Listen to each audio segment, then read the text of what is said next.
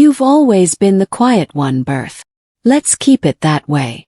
My father's voice echoed through the attorney's office as he signed the final document with a flourish. I stood frozen, watching Gerald Freeman, my own father, transfer our family's entire construction business into his sole ownership. The pen scratched across paper, each stroke erasing years of my sweat and sacrifice. Mr. Patterson, my late grandfather's attorney, wouldn't meet my eyes. He just shuffled papers and cleared his throat uncomfortably. My father smirked as he capped the pen, that same condescending smile I'd seen 1,000 times before. The one that said I was nothing more than furniture in his world. My hands trembled at my sides, but I forced them still. I wanted to scream, to demand answers, to fight. Instead, I did what I'd always done. I stayed silent. The afternoon sun slanted through the blinds, casting bars of light across the mahogany desk. Felt like a cage. My father stood, adjusting his expensive watch, and patted my shoulder like I was a loyal dog. Don't worry, sweetheart. You'll always have a job with me. Always have a job. In the company I'd saved from bankruptcy twice. The drive home was a blur of fury and humiliation. My mind replayed every moment I'd spent building Freeman Construction from the shadows. I was the one who balanced the books when Dad's gambling debts threatened foreclosure. I was the one who negotiated with angry suppliers when payments ran late. I was the one who drafted proposals at midnight while he took clients golfing and claimed credit for my work. But to him I was just the quiet one. Just Berth, the dependable daughter who never complained. My brothers, Tyler and Marcus, barely showed up to the office except for paychecks, yet Dad praised their every mediocre effort. When Tyler suggested a disastrous expansion into residential roofing, Dad called it brilliant vision. When I saved us from that disaster by quietly redirecting funds, no one noticed. I pulled into my apartment complex, hands gripping the steering wheel until my knuckles turned white. Mom would have fought for me. She'd seen my worth before cancer stole her voice 3 years ago. I'd stayed out of duty after that, thinking loyalty meant something in this family. I was wrong. The funeral had been 2 weeks earlier. Grandfather's casket sat beneath a canopy of flowers while Dad played the grieving son for the cameras. But I'd noticed things others missed. The way Dad's assistant, Brandon, whispered urgently in his ear during the service. The sealed envelope Dad tucked into his jacket pocket when he thought no one was watching. The tension in Mr. Patterson's jaw when he approached me afterward. "Berth, I need to speak with you privately," the attorney had said, but Dad materialized between us like smoke. "Anything you need to say to my daughter, you can say to me first." Mr. Patterson's expression shifted from concern to resignation. Whatever he'd wanted to tell me died on his lips. At the reception, I overheard Aunt Caroline whispering to Uncle Bill. The will was changed 3 days before he passed. "Doesn't that seem suspicious?" Uncle Bill shushed her quickly, glancing nervously at my father. I filed that conversation away, a seed of doubt taking root in my chest. Something wasn't right. Grandfather had always promised the business would be split fairly among his grandchildren. He'd told me that personally, just months before his stroke. I waited a week before raising my concerns. Dad was in his office, feet propped on the desk, scrolling through his phone.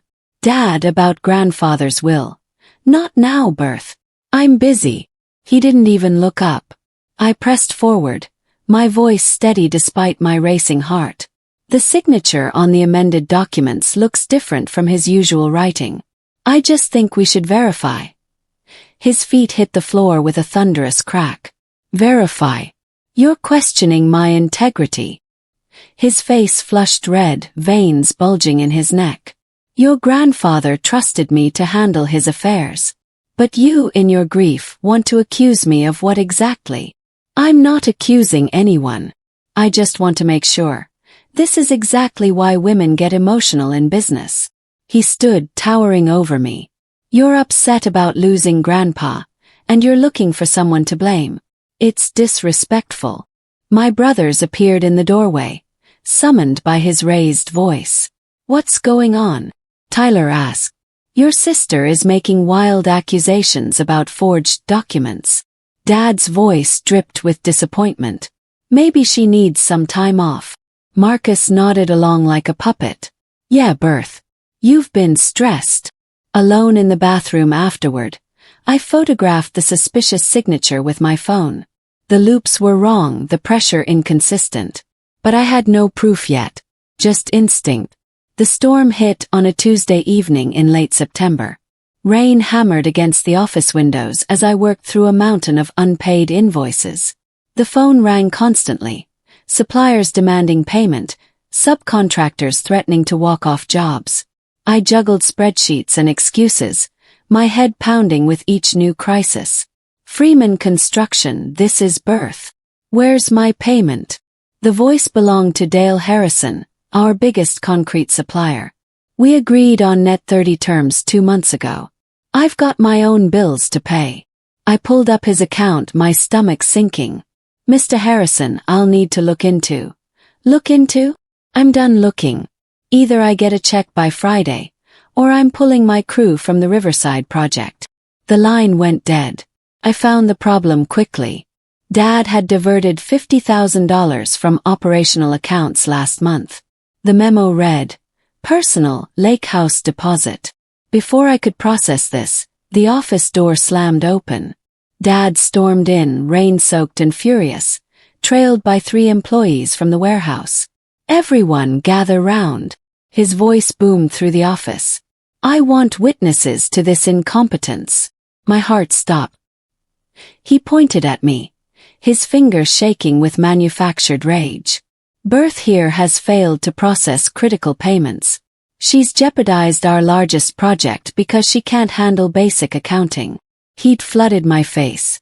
The warehouse crew shifted uncomfortably, but no one spoke. They knew the truth. They all knew who really kept this place running. My name is Berth Freeman. I'm 32 years old, and in this moment, standing in front of people I've worked alongside for years, I've never felt more invisible. They call me dependable, reliable, the one who fixes everyone else's messes without complaint.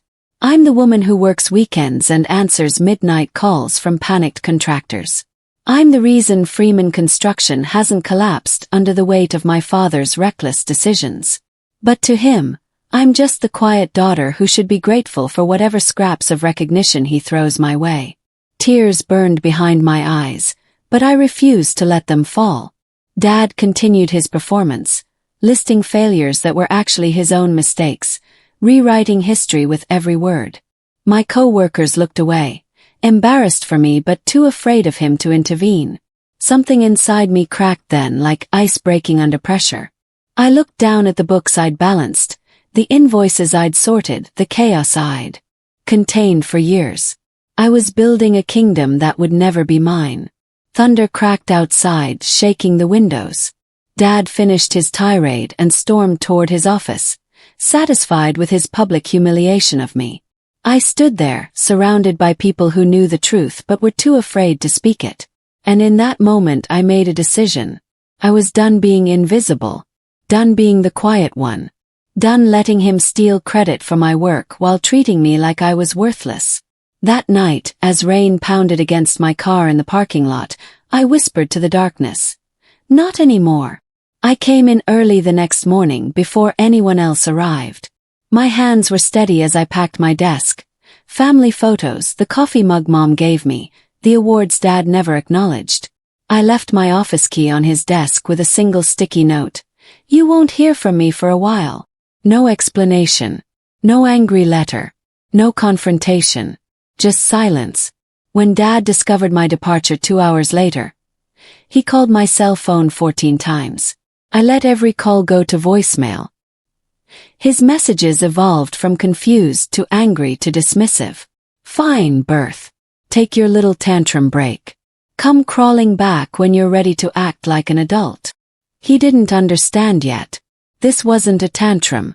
This was a declaration of war, written in the language he'd taught me, silence.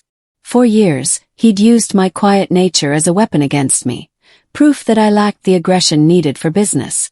Now I would show him exactly how powerful silence could be. I spent that first week organizing documents I'd quietly copied over the past months. Every suspicious transaction, every forged signature, every diverted payment. I wasn't ready to use them yet, but I would be. Tommy, the senior accountant who'd worked for grandfather, texted me that afternoon. "You okay? The office is chaos." I replied simply, "I'm better than okay. Keep your eyes open." The war had begun, but Dad didn't know he was already losing. 2 weeks later, I sat across from Eleanor Pike in her corner office at Pike Construction, the only firm in town that rivaled Freeman's reputation. Eleanor was 56, sharp-eyed, and legendary for building her company from nothing after her own father tried to box her out of the industry. Berth Freeman. She studied my resume with interest. "I know your work, even if your father took credit for it. The Riverside Municipal Center proposal last year. That was you, wasn't it?" I nodded, surprised she'd noticed. The structural approach was too elegant to be Gerald's style. "He's all brute force." She leaned back in her chair. "Why come to me?" "Because you understand what it means to be underestimated," I said quietly. "And because I'm good at what I do. I just need a chance to prove it without someone else's name attached." Eleanor smiled, a knowing expression that spoke of battles fought and won. "Project coordinator position. You'll handle client relations, proposal development, and budget oversight. The pay is competitive, and more importantly, your work will have your name on it." I accepted on the spot. As I left her office, I caught my reflection in the glass doors. The quiet determination I'd always possessed felt different now. Controlled, focused, dangerous in its calm. Freeman Construction had lost the person who made it work. They just didn't realize it yet. The calls started within days. First, it was Martha Chen from Chen Development, one of my father's oldest clients. "Berth, I heard you left Freeman Construction. Where did you land?" I mentioned Pike Construction, keeping my tone professional. "Are you happy with your current contractor for the Valley Street apartments?" Martha hesitated. "Between you and me, the last 3 invoices had errors, and no one bothered to fix them until I called 5 times. Pike Construction prides itself on accuracy," I said simply. "Eleanor Pike personally reviews every account. If you're interested in hearing about our approach." Within a week, Martha had requested a proposal meeting. I didn't sabotage Dad's company. I didn't have to. I just did my job with the competence that had always been there, now finally visible under my own name. More calls followed. Contractors who'd worked with me for years, suppliers who trusted my word, architects who knew I understood both numbers and vision. "Where's Berth?" became a common question at Freeman Construction, according to Tommy's carefully worded texts. My reputation spread quietly through town, not through aggressive marketing but through simple competence. "Berth Freeman gets things done right," became a refrain I heard secondhand. It felt like stepping into sunlight after years in shadow. For the first time, my name meant something beyond being Gerald Freeman's daughter. Freeman Construction's decline started slowly, then accelerated like a rock gaining speed down a mountainside.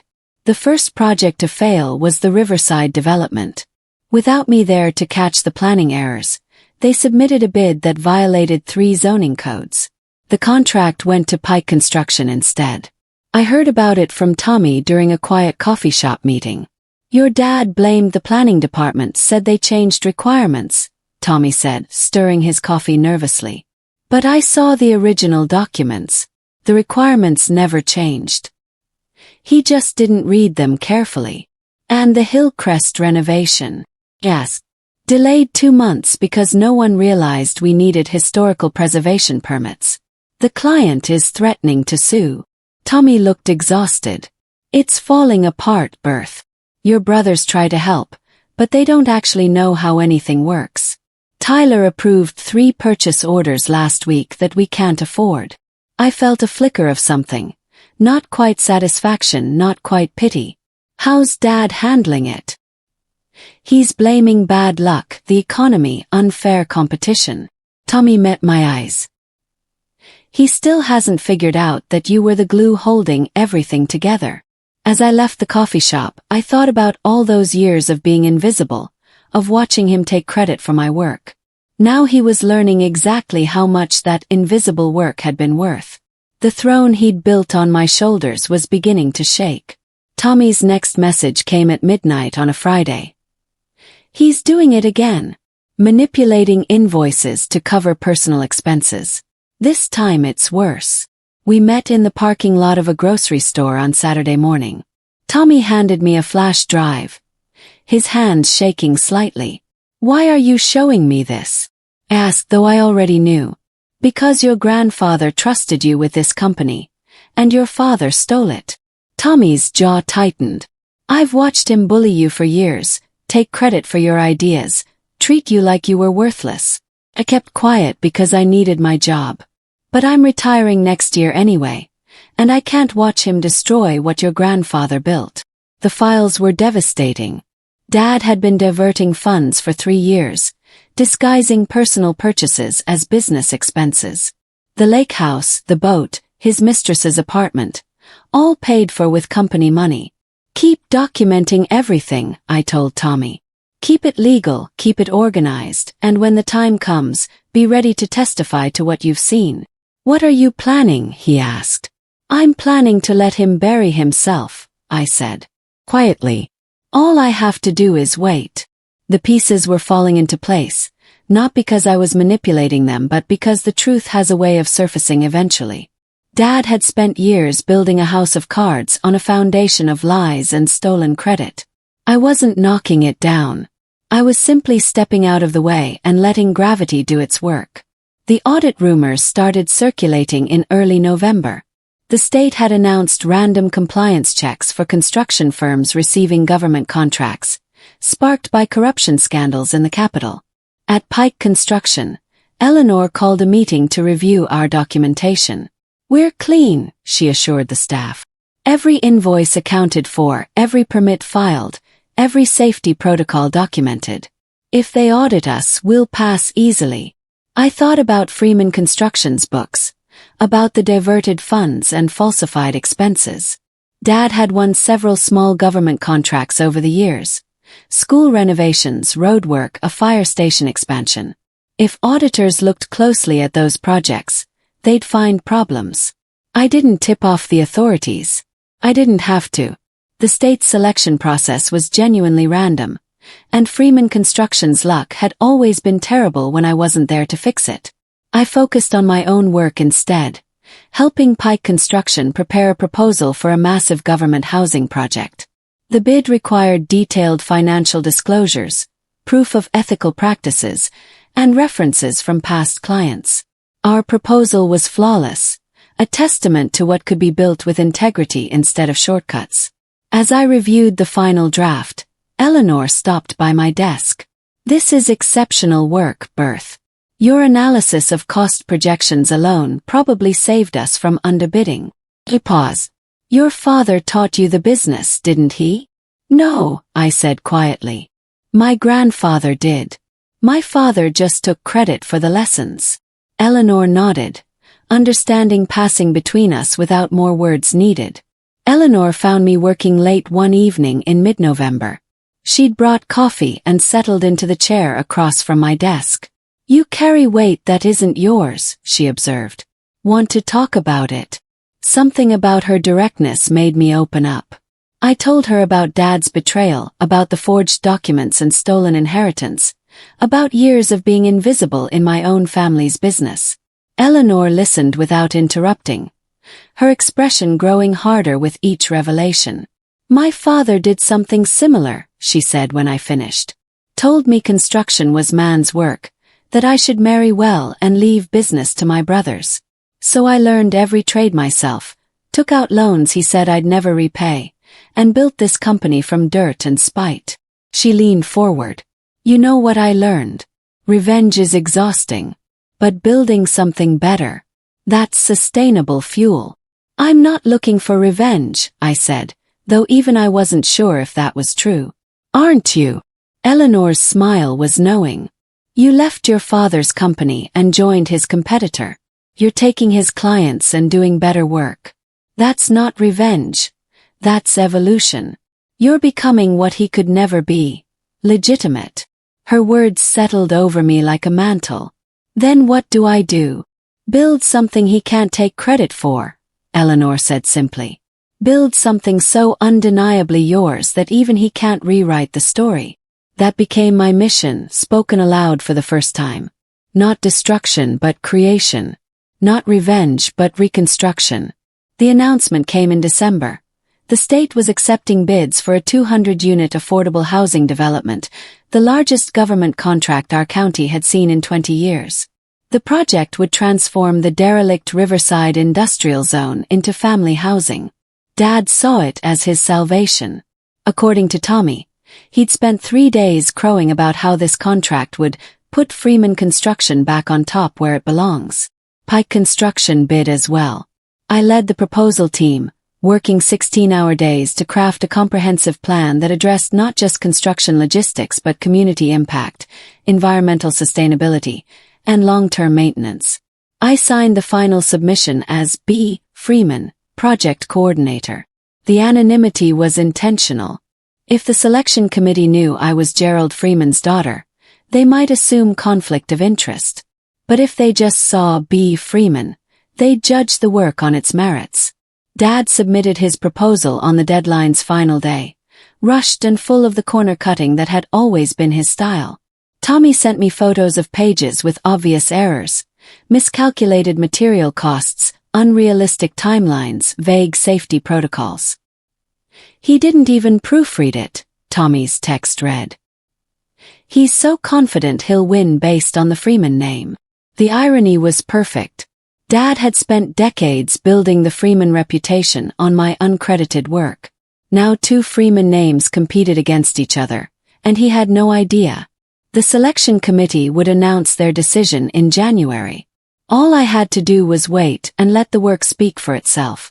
Dad called me 2 days before Christmas. His voice carried forced warmth that made my skin crawl. "Berth, sweetheart. I was hoping we could have dinner, just the 2 of us. Bury the hatchet." Every instinct screamed danger, but I agreed. I wanted to see what game he was playing. We met at Russo's, an upscale Italian restaurant where he'd taken important clients for years. Dad ordered wine and made small talk about the weather, about Mom, about everything except why we were really there. Finally, over dessert, he showed his hand. "There's a state audit coming," he said, watching my reaction carefully. "Random selection, or so they claim. My attorneys say it's routine, nothing to worry about, but you know how these things can be spun if someone wants to cause trouble." I said nothing, letting him continue. "You worked closely with our government contracts before you left. If auditors contact you, I need you to verify that all finances were handled properly, that everything was above board." There it was. He wanted me to lie for him, to use my reputation for honesty to cover his theft. The audacity stole my breath. "And if they weren't above board?" I asked quietly. His expression hardened. "Don't be dramatic, Berth. Every business bends rules occasionally. Your family. Family protects each other. Like you protected me." The words escaped before I could stop them. "When you stole my inheritance. When you blamed your failures on me in front of my co-workers." Dad's face flushed.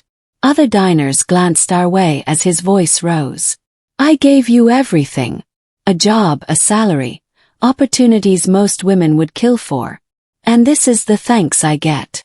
I stood, placing my napkin beside my untouched tiramisu. "Thank you for dinner, Dad."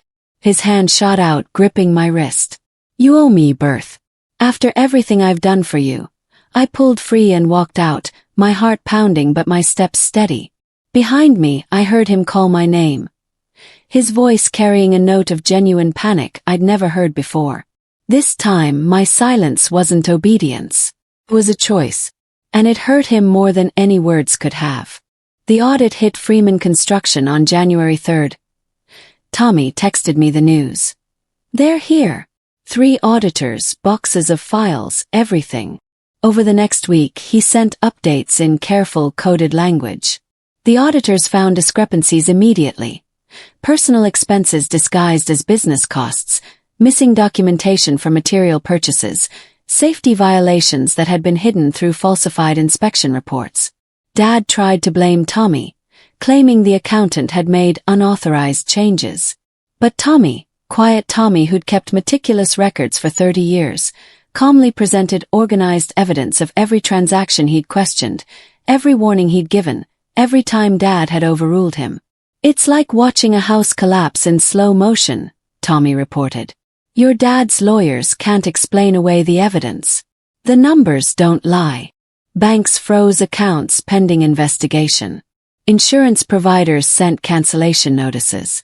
The bonding company that guaranteed Freeman Construction's government contracts withdrew their coverage, which meant Dad couldn't bid on public projects anymore. The dominoes fell exactly as I'd known they would, not because I'd pushed them but because Dad had stacked them so precariously that the slightest scrutiny sent them tumbling. I felt no joy in his downfall, only a quiet sense of justice. This was the natural consequence of years of lies and theft finally catching up to him. Gravity, not revenge. Truth, not sabotage. The contract announcement came on January 15th.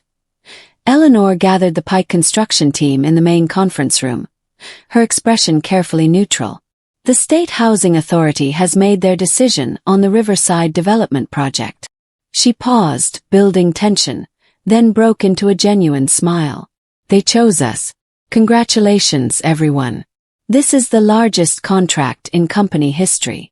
The room erupted in cheers.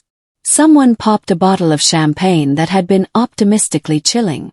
Eleanor pulled me aside as the celebration continued. "The committee specifically mentioned your proposal's attention to detail and community-focused design.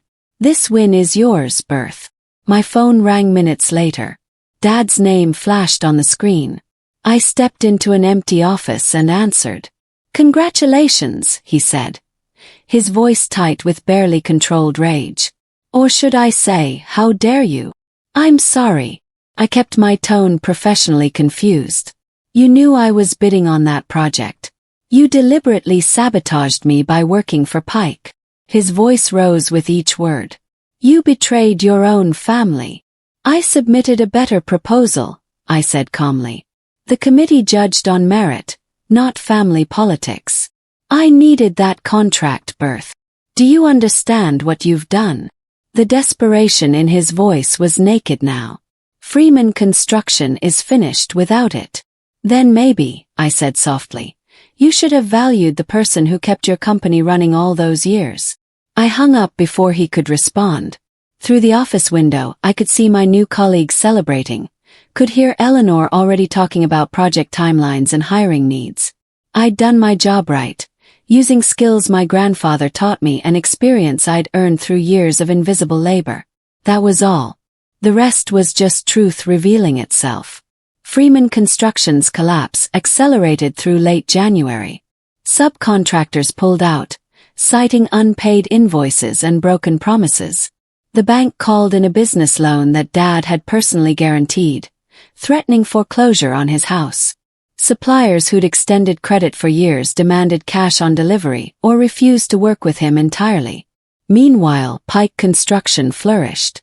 Eleanor expanded our team to handle the Riverside project, creating 15 new positions. She offered me a promotion to senior project manager with equity in the company. "You've earned this," she said, pushing the contract across her desk. "Not because of what happened with your father, but because you're brilliant at what you do." I signed the papers, my hand steady. For the first time in my career, my success wasn't tied to someone else's name or reputation. It was mine, built on competence and integrity. Former Freeman Construction employees started reaching out, asking about opportunities at Pike. They'd watched Dad's empire crumble and wanted to work somewhere stable, somewhere honest.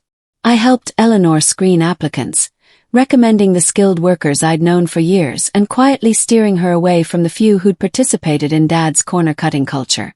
The office that had once felt suffocating with Dad's presence now felt light, professional, respectful. My ideas were heard. My work was credited. My silence was no longer a survival mechanism but a choice. Piece by piece, the kingdom Dad built on my invisible labor transferred to a foundation I controlled. The reversal was poetic. He'd taught me that silence meant weakness, that being quiet meant being overlooked. Now I was using that same silence as strategy, building while he desperately tried to salvage his collapsing legacy. The quiet one was winning. The knock on my apartment door came on a Tuesday evening in early February.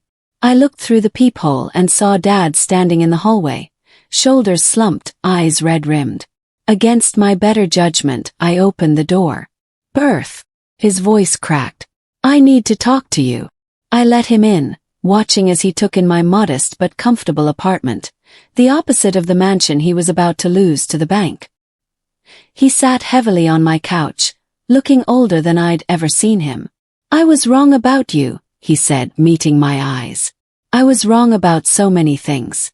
You were the backbone of Freeman Construction, and I was too proud to admit it." For a moment I wanted to believe him. I wanted this to be the reconciliation I dreamed of as a child, the moment Dad finally saw my worth. "I'm sorry, Berth. Truly sorry." His hand reached for mine. "I know I don't deserve forgiveness, but I'm asking anyway." Something in his expression shifted then, a calculation behind the remorse. The tell was subtle, but I'd learned to read him over 32 years. "So here's what I'm thinking," he continued.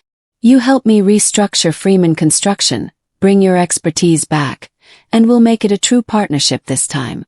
Equal ownership, your name on everything. We'll rebuild together." There it was. Not an apology but a transaction. Not remorse but strategy. "You owe me that much," he added, the mask slipping further. "After everything I sacrificed raising you." The sad thing was, a part of me had expected this. Had known the apology was just another manipulation, another attempt to use me while claiming credit. I stood, walking to the door and opening it. "Goodbye, Dad." "Berth, wait. You taught me a lot," I said quietly. "You taught me that loyalty without respect is just exploitation. That silence can be mistaken for agreement. That some people will always see kindness as weakness." He stood, anger replacing false contrition. "You'll regret this. You think you've won, but you've just destroyed your own family." "No," I corrected. "You destroyed it years ago. I'm just finally admitting it." I closed the door on his protests, hearing his footsteps echo down the hallway. The manipulation attempt stung, but it also clarified something. There would be no redemption arc for Gerald Freeman, no moment where he genuinely recognized his wrongs.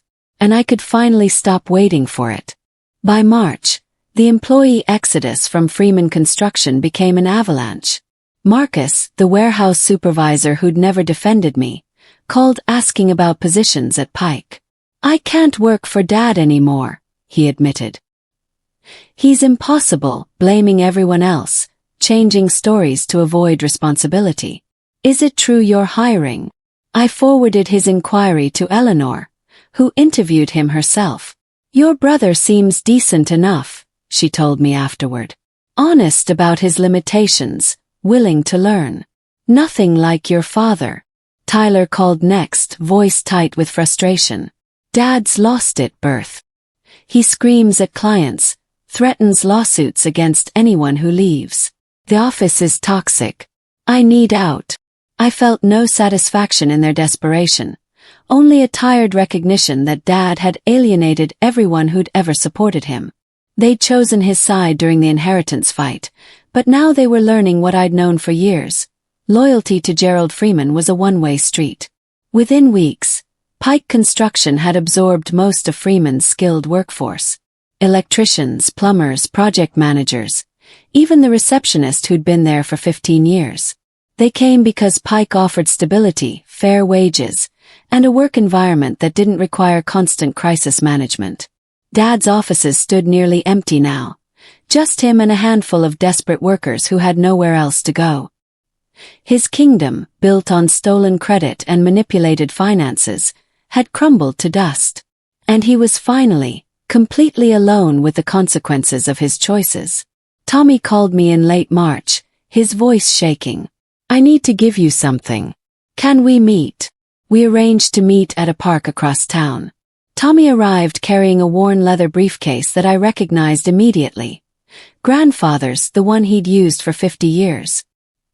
He kept this hidden in his office, Tommy explained, opening the briefcase to reveal a stack of documents.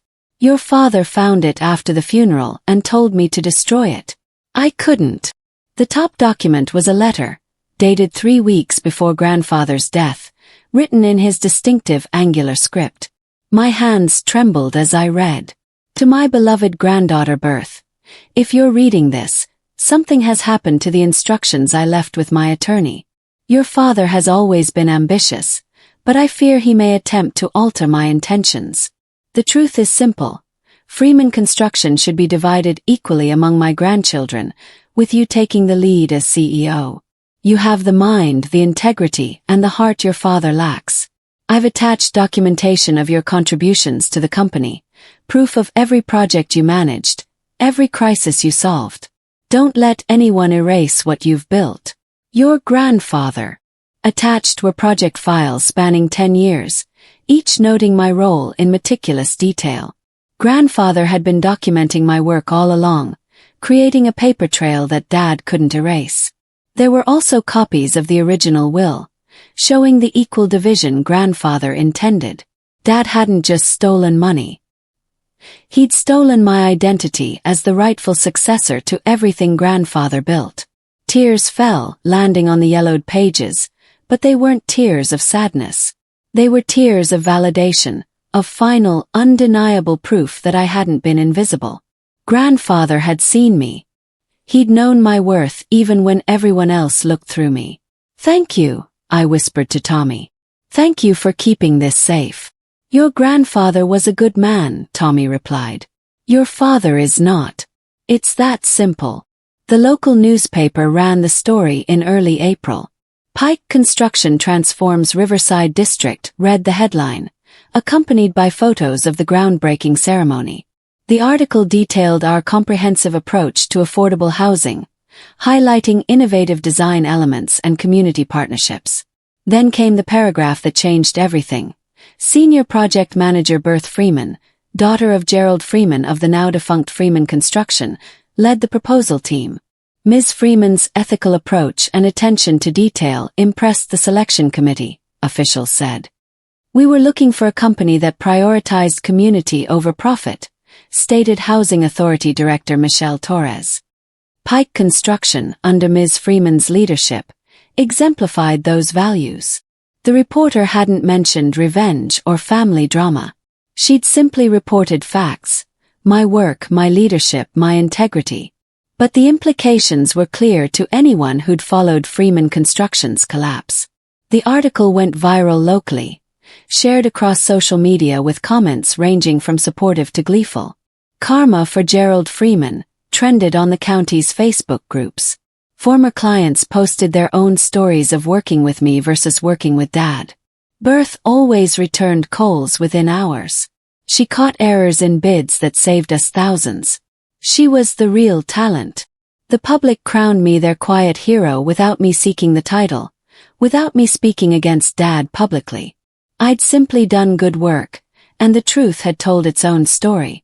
Eleanor framed the article and hung it in the lobby. This, she said, is what happens when you let your work speak louder than your words. Freeman Construction's final attempt at survival came in late April. Dad secured a meeting with the county about a small school renovation project. His last hope for income to pay mounting debts. But the meeting fell apart before it began. His insurance had been revoked due to the audit findings. His contractor's license was under review for ethical violations. Without proper bonding and credentials, he couldn't legally bid on public projects. According to Tommy, who still tracked Dad's movements out of morbid curiosity, the meeting lasted 7 minutes before officials politely but firmly explained he was ineligible. That same week, Pike Construction was awarded a contract for that exact school renovation. We'd submitted a proposal months earlier. Part of our standard business development, without knowing Dad was interested.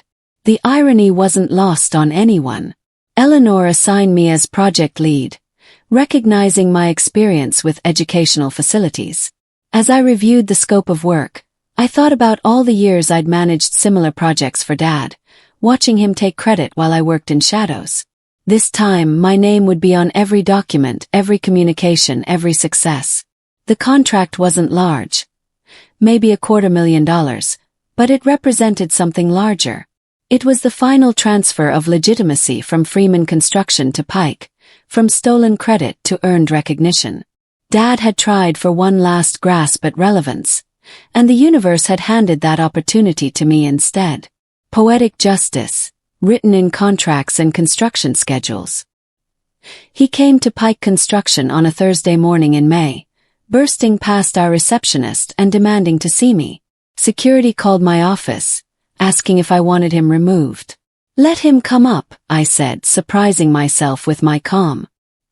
He looked terrible, unshaven, wearing the same suit he'd worn to grandfather's funeral, now wrinkled and stained. His eyes held a wild desperation I'd never seen before. Dad stormed into my office and froze, staring at the nameplate on my door. Berth Freeman, Senior Project Manager. His gaze moved to the framed photo of me and grandfather at a job site, to the industry awards on my shelf, to the window overlooking our bustling office floor. "This should have been mine," he whispered. "Everything you have should have been mine." "It was never yours," I replied quietly. "You stole credit for work I did. You stole inheritance grandfather left me. You stole years of my life while convincing me I should be grateful." He collapsed into the chair across from my desk, all rage draining into exhaustion. "I'm finished, Berth. The house is in foreclosure. My lawyers abandoned me. Your brothers won't return my calls. I have nothing."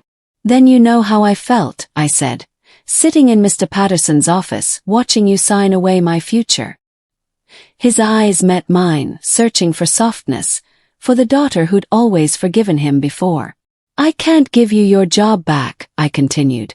"Even if I wanted to, that decision isn't mine to make. But I can offer you something." I slid a document across the desk. "Pike Construction is hiring for junior estimator positions. Entry-level, supervised work, honest pay for honest labor. If you want it." His hands shook as he read the job description. A position reporting to people half his age, making a fraction of what he'd once earned. "This is humiliating," he said. "Yes," I agreed. "But it's also legitimate. A chance to rebuild on truth instead of lies." He stood, leaving the document on my desk. "I'll think about it." The door he paused. "You became everything I pretended to be." It wasn't an apology, but it was the closest to acknowledgement I would likely ever get. Dad never applied for the position. According to Tyler, he moved to another state to live with a cousin, too ashamed to remain in a town where everyone knew his failures. I didn't hear from him again. Instead, I focused on building. The Riverside project broke ground in June, and I stood at the ceremony with Eleanor, local officials, and dozens of community members who would eventually call these homes their own. The journalist who'd written the earlier article approached me afterward. "How does it feel, seeing your vision become reality?" "It's not my vision alone," I said honestly. "It's what happens when you have a team that values integrity over ego, competence over credit." She scribbled notes, then asked the question I'd been expecting. "What would you say to your father if he were here?" I thought about all the things I could say about justice, about karma, about the dangers of underestimating quiet people. But in the end, I spoke the simple truth. I'd tell him that silence was never weakness. It was just me choosing my battles carefully, waiting for the right moment to speak. My voice was soft but steady, carrying across the construction site.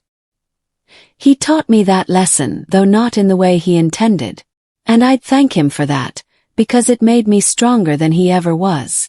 The article ran with that quote as its headline. It spread through industry publications, shared in business school case studies, quoted in articles about workplace dynamics and family business succession. I became known not as the woman who destroyed her father's company, but as the professional who'd built something better on foundations of earned respect. The story people told wasn't about revenge. It was about integrity triumphing over exploitation, about quiet competence outlasting loud arrogance. That narrative felt more accurate anyway. I hadn't destroyed anything. I'd simply stopped holding together what deserved to fall apart. 10 months after walking out of Freeman Construction, I stood in Pike's conference room, reviewing architectural plans for our next project. The Riverside development was ahead of schedule and under budget. 3 more government contracts had followed, each awarded based on our reputation for quality work. Eleanor had made me a partner in the firm, my name added to the company letterhead. I'd finally achieved what grandfather always wanted for me: leadership earned through competence, not inherited through family politics. On my office wall, I'd hung grandfather's letter beside a photo of us at my first job site. Below it, a small brass plaque read, "Built by Berth Freeman." My phone buzzed with a message from Marcus, who'd thrived at Pike after leaving Dad's toxic environment. He'd sent a photo of the completed first phase of Riverside housing. Clean lines, quality construction, families already moving in. "Grandfather would be proud," his text read. I looked out my window at the town where I'd grown up, where I'd been invisible for so long. The quiet one they'd called me. The dependable one. The one who stayed silent. Dad had assumed that silence meant submission, that my quiet nature was proof of weakness. He'd been wrong. Silence had been my strategy all along. Listening when others talked, observing when others performed, learning when others assumed they already knew everything. I'd spent years watching Dad build his empire on stolen credit and false confidence. And when the time came, I'd simply stepped aside and let truth collapse what lies had constructed. Then I built something better in its place. The silence that once imprisoned me had become my crown. And Gerald Freeman, the man who'd assumed I'd always stay quiet, had learned the most expensive lesson of his life. Never underestimate the person you taught to survive in shadows. They know exactly where all the bodies are buried.